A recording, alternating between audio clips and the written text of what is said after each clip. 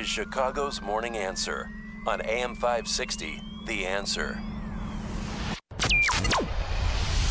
This is Chicago's Morning Answer with Dan Proft and Amy Jacobson on AM 560, The Answer.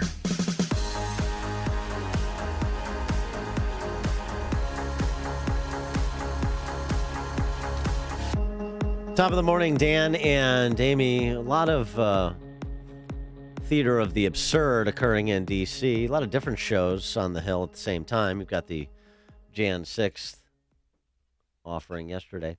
And this morning, you've got the theater of the absurd as it pertains to avoiding a, quote, government shutdown, unquote. Honestly, do we ever tire of this? Rinse and repeat?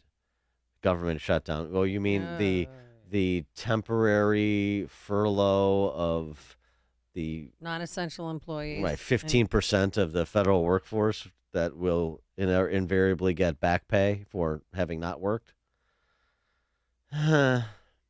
So, as expected, and as you heard Brett Baer predict on this show on Friday, there are going to be a lot of hand-wringing, a lot of posturing, and ultimately Mitch McConnell and a handful of Senate Democrats, Senate Republicans, although who can tell the difference between the Republicans I'm talking about.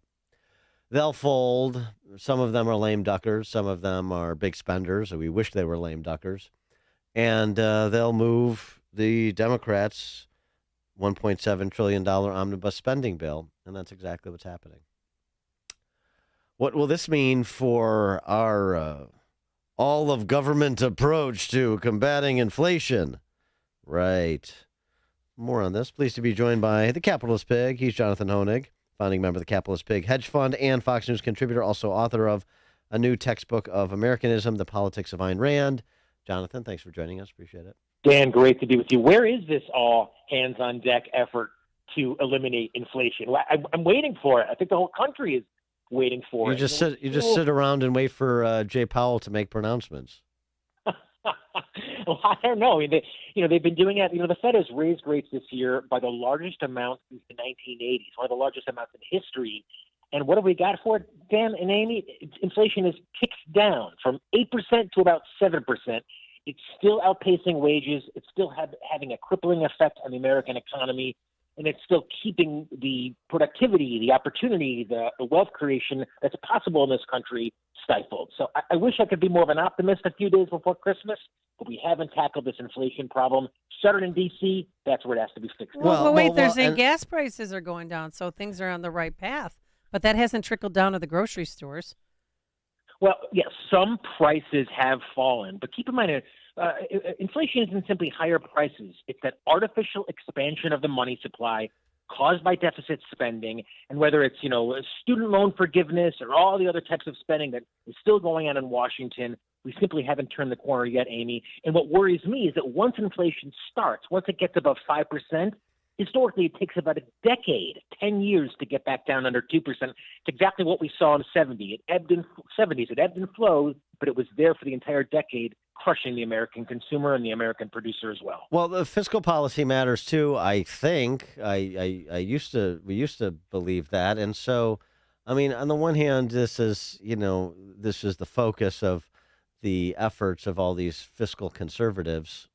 And on the other hand, $1.7 trillion in more funny money, devaluing the currency, that's inflationary, isn't it? It's exactly right, Dan. I mean, and ironically, both conservatives and liberals today could take a tip from Jimmy Carter, President Carter. We think of Carter as being a completely bumbling idiot. In many ways, he was, certainly foreign policy.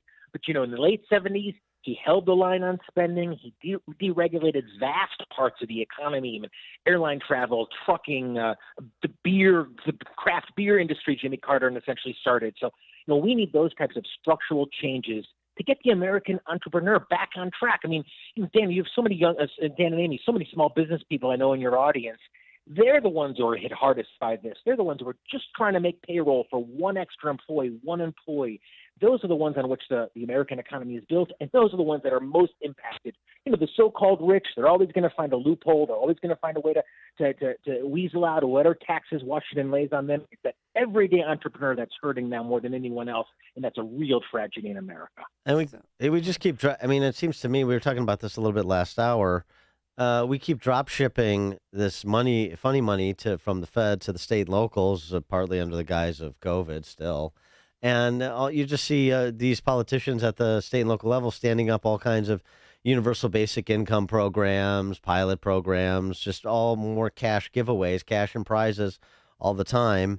And, I just wonder how that ends. There was a study by Penn Wharton that projects U.S. debt at present rate is on pace to be 225% of GDP by 2050. Now, by 2050, I'll be off into my eternal reward. But 225% of GDP seems like, that's a problem. And I remember when there were politicians that at least would feign interest in debt and deficits.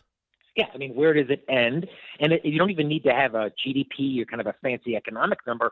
Dan and Amy, it ends with lower quality of life of every American. And we're feeling it this holiday season. I mean, the majority of Americans are cutting back on holiday spending. They're cutting back on holiday travel. They're cutting back on holiday merriment. I mean, you can't find that in a spreadsheet. You can't find that in an economic report. But that's the net result of, again, exactly what you're talking about. All that funny money. Even just think of the so-called Paycheck Protection Program from a few years ago. I mean, basically the government just handed out hundreds and hundreds of billions of dollars. And the thought was, gee, as long as it gets spent, that's the thought of it. Somehow government spending, government creating money, that's what creates wealth. Simply not the case. Jeff Bezos had to knock on 60 doors to raise his first $1 million for Amazon. He had to raise 60 doors he had to knock on. And that's where wealth creation comes from, not legislators printing out more money and giving it to those in need, but entrepreneurs creating wealth, finding entrepreneurs and changing our lives. I simply don't think it's too late, but we have to have it in Washington. Can't happen on Wall Street, and it starts by getting this inflation under control. There's a did you see this thing, the study out? There's 3 states in this country where you can make more than $100,000 by not working in total available benefits. Washington State, Massachusetts, and New Jersey. This is from Chicago econ professor, friend of the show, Casey Mulligan, and a research fellow at the Heritage Foundation. You're talking about it is more attractive to not be productive than to be productive. 6 figures in those 3 states. What a friggin' insult, excuse my French, to all of our listeners who are getting up now on one of the darkest days of the year, dragging themselves out of bed and going to work to make that money, Dan and Amy. Honestly, it is infuriating to me as a small business person. We're, as I said, the power of the economy. So the fact that we work, and whether it's Springfield or Chicago or Washington, passes out our earnings to others who don't, I mean, that is wealth redistribution. Now, I don't want to be hyperbolic, but it's certainly one of the central planks of the Communist Manifesto, heavy wealth distribution. So the irony is that the most prosperous times in this country's history, the times in which everyone was better off, came before all the minimum wage and wealth redistribution and paycheck protection and welfare programs, came back when the country was the most free. So, I'm not worried about China. I'm not worried about Russia. As long as we stay free, economically free, we'll stay prosperous. Fortunately, I think Biden's bringing us in exactly the opposite direction. Now, you run the Capitalist Big Hedge Fund. Caroline Ellison is looking for a gig. I don't know if you've got any openings. What do you think?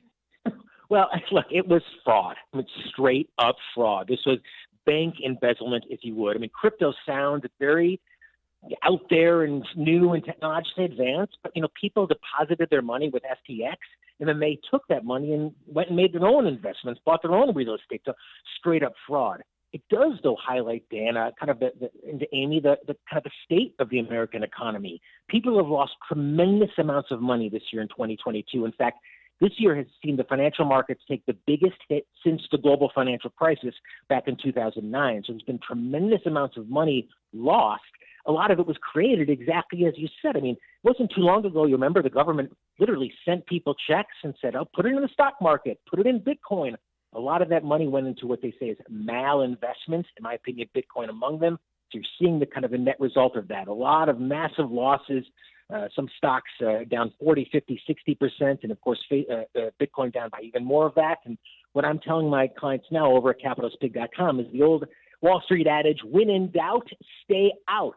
Still too many uncertainties with the market, the dollar, and Washington to make any big moves in the market right now. He is Jonathan Hoenig, founding member of the Capitalist Pig Hedge Fund and Fox News contributor, also author of a new textbook of Americanism, The Politics of Ayn Rand. Jonathan, thanks as always. Appreciate it. Merry Christmas, guys. Best to you. Be well. Thank you. And he joined us on our turnkey.pro answer line.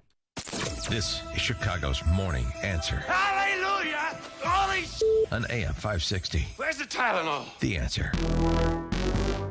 So what's the trouble here, mister? I don't understand what happened. I checked my stuff in Chicago, and when we landed in L.A., I came to baggage claim, and there it was, my $10,000 Canoma analyzer in pieces, completely trashed. Just the facts, buddy. What did you have it